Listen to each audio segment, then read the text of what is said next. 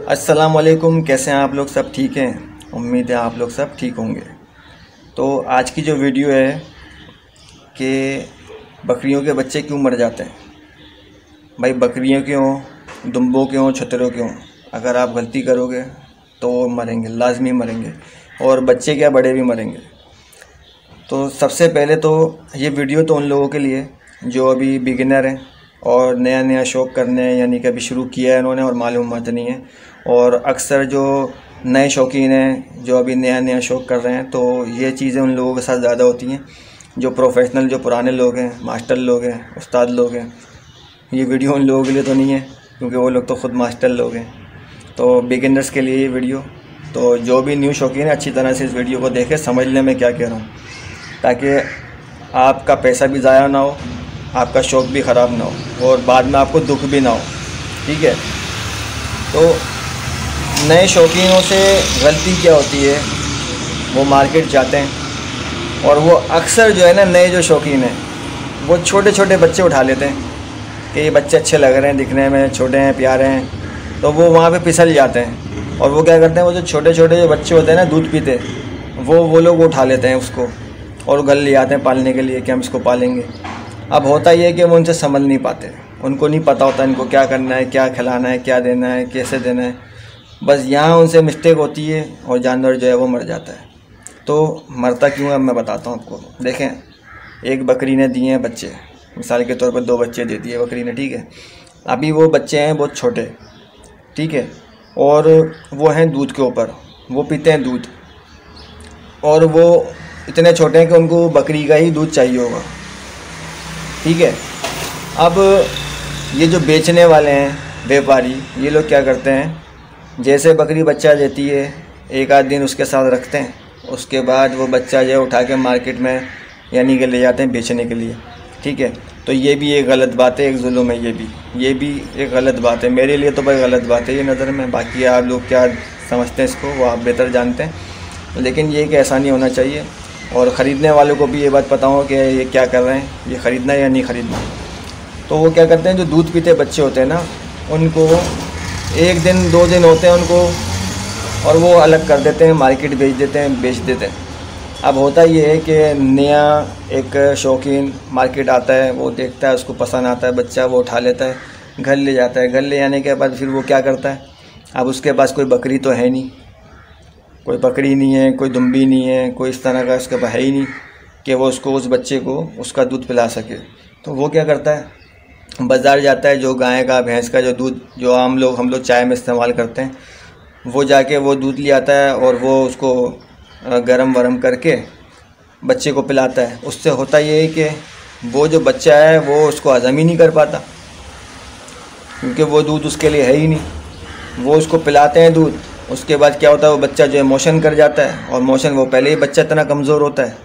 اور موشن میں تو انسان کو بھی موشن لگ جاتا ہے، وہ بھی آدھا ہو جاتا ہے، تو بچہ پہلے ہی کمزور ہوتا ہے، اور اوپر سے اس کو وہ دودھ پلاتے ہیں گائے بھینس کا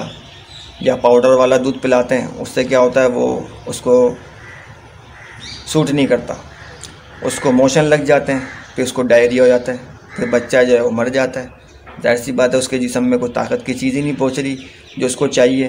تو وہ کیا کرے گا، کہاں سے انرجی لائے گا، کہاں سے اپنے آپ کو صحیح کرے گا، وہ مر جاتا ہے۔ تو بھائی جو بھی شوقین لوگ اس ویڈیو کو دیکھ رہے ہیں، میں ان سے یہ کہوں گا کہ جب بھی آپ بازار جائیں، تو اگر آپ چھوٹے بچے لے رہے ہیں، تو آپ چھوٹے بچے جب لیں جب آپ ان کو بکری کا دودھ پلا سکیں، کم سے کم جب وہ بچہ 2 ڈھائی 3 مہینے کا نہ ہو جائے، جب تک آپ نے اس کو یہ دودھ کا استعمال کرانا ہے، ٹھیک ہے؟ اور اگر یہ بھی نہیں کر سکتے نا، آپ کے پاس اویلیبل نہیں ہے بکری وغیرہ، یا کہیں سے آپ اس کو بکری کا دودھ پلا سکتے ہیں، کیونکہ بکری کا دودھ تھوڑا ہوتا بھی مہنگا ہے، ہر کسی کی افورڈ سے بھی باہر ہے۔ اب جن لوگوں کے پاس بکریاں ہیں دودھ والی، ان کے لیے کوئی مسئلہ نہیں ہے، وہ بازار سے 50 ہی بکرے لے آئیں گے نا بچے، وہ ان کے آگے چھوڑ دیں گے، اس کا دودھ استعمال کرائیں گے، وہ کور ہو جائیں گے بچے، اور وہ طاقتور بچے بنیں گے، ٹھیک ہے؟ اب آپ کے پاس اگر بکری وغیرہ بھی نہیں ہے، دودھ کی بھی سیٹنگ نہیں ہے، تو آپ نے کرنا کیا ہے، آپ نے کم سے کم 4 مہینے، 4.5 مہینے یا 5 مہینے کا بچہ آپ نے لینا ہے۔ بچہ لینے سے پہلے بچے کو آپ نے چیک کرنا ہے، بچے کے ہاتھ پیر سیدھے ہونے چاہیے، موٹے ہونے چاہیے، کمر کی جو ہڈی ہے وہ بھی چوڑی ہونی چاہیے، اور بکرے کے اندر جو بھی آپ بچہ لے رہے ہو 4 مہینے کا یا 5 مہینے کا، وہ تھوڑا وزنی ہونا چاہیے. جب آپ اس کو اٹھاؤ تو آپ کو لگے ہاں یار اس میں وزن ہے. اس میں وزن ہونا چاہیے تھوڑا, کہ آپ اٹھاؤ تو آپ کو لگے کہ ہاں بھائی یہ میں کوئی چیز بھاری چیز اٹھا رہا ہوں. تو وہ جو بچہ ہوگا نا وہ ہوگا آپ کے پالنے کا. اگر آپ 4 مہینے کا 5 مہینے کا بچہ لے رہے ہو اور بالکل حلوہ سا ہے, آپ ایسے اٹھا رہے ہو حلوہ ہے, تو اس کا مطلب یہ ہے کہ اس کی جو گروتھ ہے نا وہ صحیح طریقے سے نہیں ہوئی ہے, اس کو دودھ وغیرہ نہیں ملا ہے, اس کی ہڈیاں جو ہیں وہ کمزور ہیں, اس کا جو باڈی فریم ہے وہ بھی کمزور ہے. ٹھیک ہے, تو آپ نے ایسے بچے کا انتخاب نہیں کرنا, آپ نے اس کو نہیں خریدنا. آپ نے وہ خریدنا ہے جو بچہ طاقتور لگے آپ کو, موٹا تازہ ہو, ہڈیاں ذرا چوڑی ہوں اس کی. ٹھیک ہے, اس کا باڈی فریم چوڑا ہو اور وزن میں ہو. آپ نے وہ بچہ آپ نے لینا ہے, تو وہ بچہ آپ کا ضرور تیار ہوگا آپ کا بقرعید کے اوپر نا. تو ایسے جانور کا انتخاب کرنا ہے آپ نے, تو تاکہ آپ اس کو چارہ وغیرہ دے سکو, گھاس وغیرہ کھلا سکو. تو یہ ہے کہ وہ آرام سے اس کو سوٹ ہو جائے گی, وہ آرام سے کھا سکتا ہے. تو امید ہے آپ کو ویڈیو سمجھ میں آ گئی ہوگی جو میں نے آپ کو بتایا ہے. تو اگر کچھ پوچھنا ہو تو آپ کمنٹ میں پوچھ سکتے ہیں مجھ سے. ٹھیک ہے, ویڈیو کیسی لگی, میں نے صحیح بات کی یا نہیں کی, آپ نے ویڈیو میں میرے کو اس میں کمنٹ کرنا ہے آپ نے. ٹھیک ہے, اور آپ چینل پہ اگر نیو ہیں تو چینل کو سبسکرائب کر لیجئے, لائک کر لیجئے, شیئر کر لیجئے, اور اس ویڈیو کو ان لوگوں تک پہنچائیں جو ابھی نیو شوق کر رہے ہیں, جن سے غلطیاں ہو رہی ہیں, پریشان ہیں. تو آپ کو بھی ثواب ملے گا. میں آپ کو ویڈیو دے رہا ہوں, مجھے بھی اس کا انشاءاللہ ثواب ملے گا, کیونکہ میں مدد ہی کر رہا ہوں ایک طریقے سے لوگوں کی. جو مجھے انفارمیٹیو ہے, جو میں نے اپنی نالج جو میں نے اپنی زندگی میں ان جانوروں کے ساتھ میں نے گزاری ہے, وہ میں آپ کو شیئر کروں. تو اپنا خیال رکھیے, بھائی کو دعاؤں میں یاد رکھیے. اللہ حافظ.